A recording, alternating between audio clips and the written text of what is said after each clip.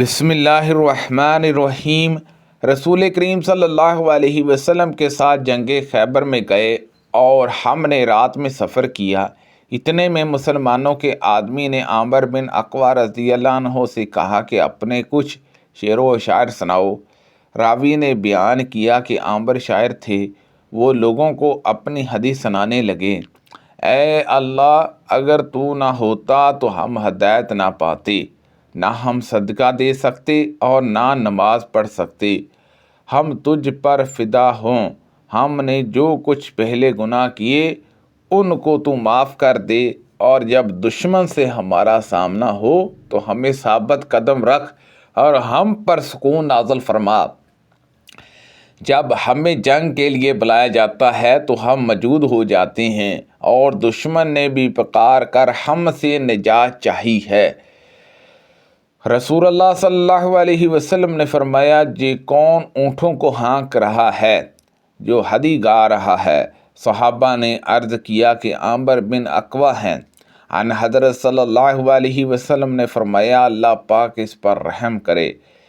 ایک صحابی یعنی عمر رضی اللہ عنہ نے کہا، یا رسول اللہ صلی اللہ علیہ وسلم، اب تو عامر شہید ہوئے، کاش اور چند روز آپ ہم کو عامر سے فائدہ اٹھانے دیتے۔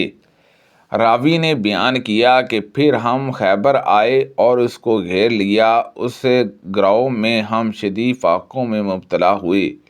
پھر اللہ تعالیٰ نے خیبر والوں پر ہم کو فتح عطا فرمائی۔ جس دن ان پر فتح ہوئی اس کی شام کو لوگوں نے جگہ جگہ آگ جلائی۔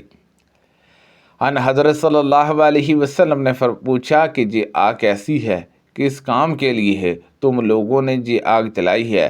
صحابہ نے عرض کیا کہ گوشت پکانے کے لیے۔ اس پر آپ نے دریافت فرمایا، کس چیز کے گوشت کے لیے؟ صحابہ نے کہا کہ بستی کے پالتو گدھوں کا گوشت پکانے کے لیے۔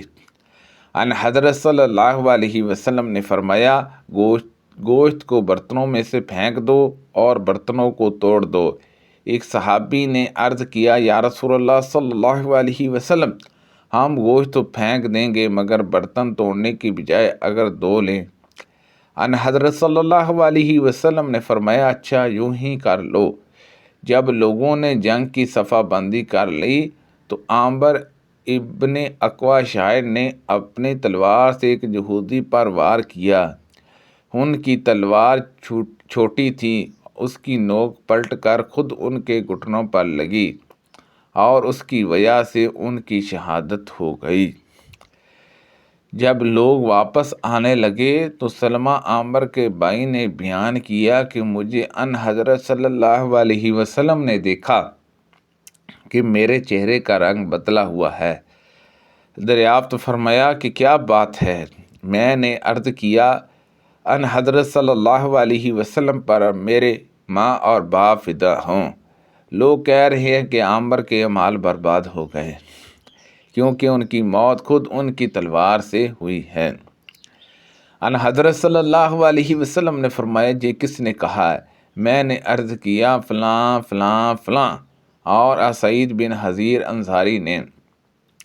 ان حضرت صلی اللہ علیہ وسلم نے فرمایا، جس نے یہ بات کہی اس نے جھوٹ کہا ہے، انہیں تو دوہرا اجر ملے گا۔ ان حضرت صلی اللہ علیہ وسلم نے اپنی دو انگلیوں کو ملا کر اشارہ کیا کہ وہ عابد بھی تھا اور مجاہد بھی، تو عبادت اور جہاد دونوں کا ثواب اس نے پایا۔ عامر کی طرح تو بہت کم بہادر عرب میں پیدا ہوئے ہیں۔ وہ ایسا بہادر اور نیک آدمی تھا۔ نبی کریم صلی اللہ علیہ وسلم ایک سفر کے موقع پر اپنی عورتوں کے پاس آئے جو اونٹوں پر سوار جا رہی تھیں۔ ان کے ساتھ ام سلیم رضی اللہ عنہا انس کی والدہ بھی تھی۔ ان حضرت صلی اللہ علیہ وسلم نے فرمایا، افسوس انجاش شیشوں کی آستگی سے لے چل۔ ابو قلب نے کہا کہ ان حضرت صلی اللہ علیہ وسلم نے عورتوں سے متعلق ایسے الفاظ کا استعمال فرمایا کہ اگر تم میں کوئی شخص استعمال کرے تو تم اس پر عیب جوئی کرو۔ یعنی ان حضرت صلی اللہ علیہ وسلم کا یہ ارشاد کے شیشوں کو نرمی سے لے چل۔ حضرت حسان بن ثابت رضی اللہ عنہ نے مشرکین کے ہجوم کرنے کی اجازت چاہی تو ان حضرت صلی اللہ علیہ وسلم نے فرمایا کہ ان کا اور میرے خاندان تو ایک ہی ہے، پھر تو میں بھی اس ہجوم میں شریک ہو جاؤں گا۔ حسان رضی اللہ عنہ نے کہا کہ میں ہجوم سے آپ کو اس طرح صاف نکال دوں گا جس طرح گندے ہوئے آٹے سے بال نکالا جاتا ہے۔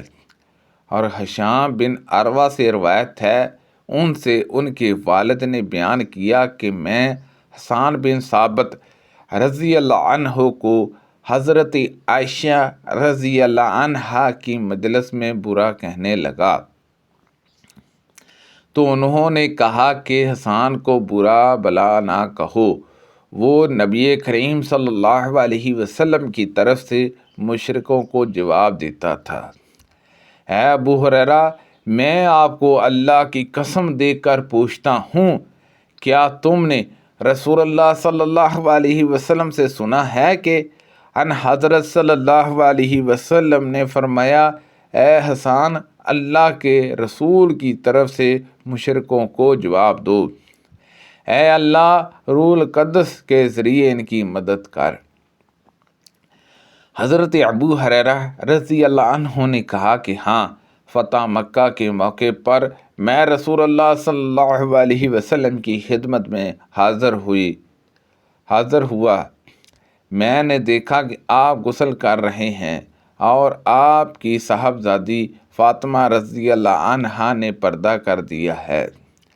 میں نے سلام کیا تو ان حضرت صلی اللہ علیہ وسلم نے دریافت کیا کہ یہ کون ہے؟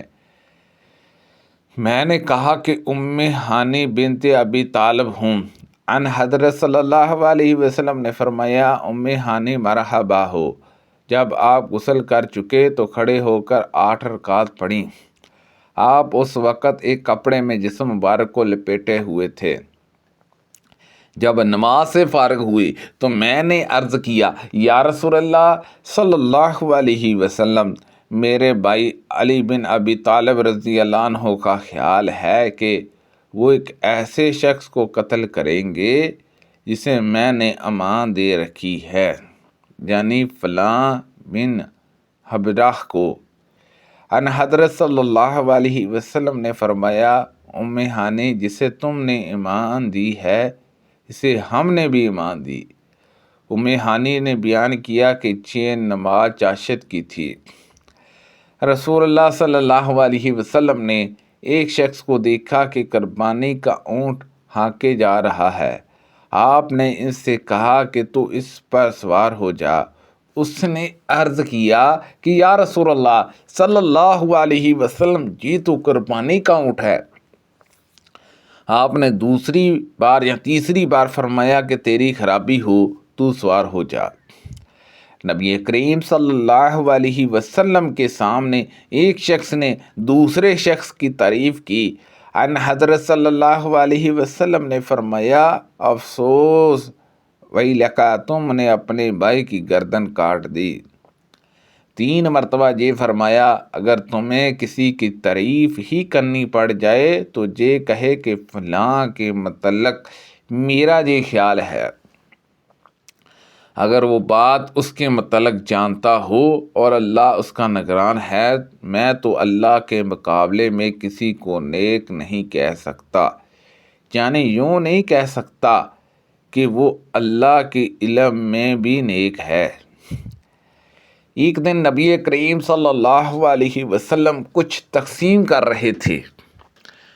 بنی تمامہ کے ایک شخص ذو الجاسرہ نے کہا، یا رسول اللہ صلی اللہ علیہ وسلم، انصاف سے کام لیجیے۔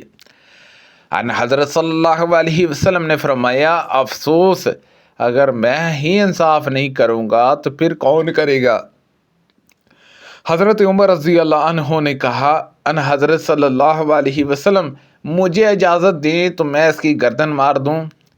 آپ نے فرمایا کہ نہیں، اس کے کچھ قبیلے والے ایسے لوگ پیدا ہوں گے کہ تم ان کی نماز کے مقابلے میں اپنی نماز کو معمولی سمجھو گے، اور ان کے روزوں کے مقابلے میں اپنے روزے کو معمولی سمجھو گے، لیکن وہ دین سے اس طرح نکل چکے ہوں گے جس طرح تیر شکار سے نکل جاتا ہے۔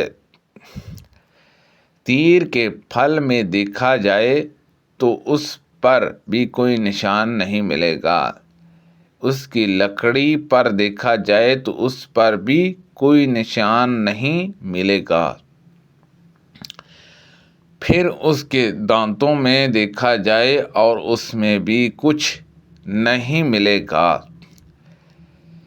پھر اس کے پر میں دیکھا جائے تو اس میں بھی کچھ نہیں ملے گا، یعنی شکار کے جسم کو پار کرنے کا کوئی نشان تیر، لجاج اور خون کو پار کر کے نکل چکا ہوگا۔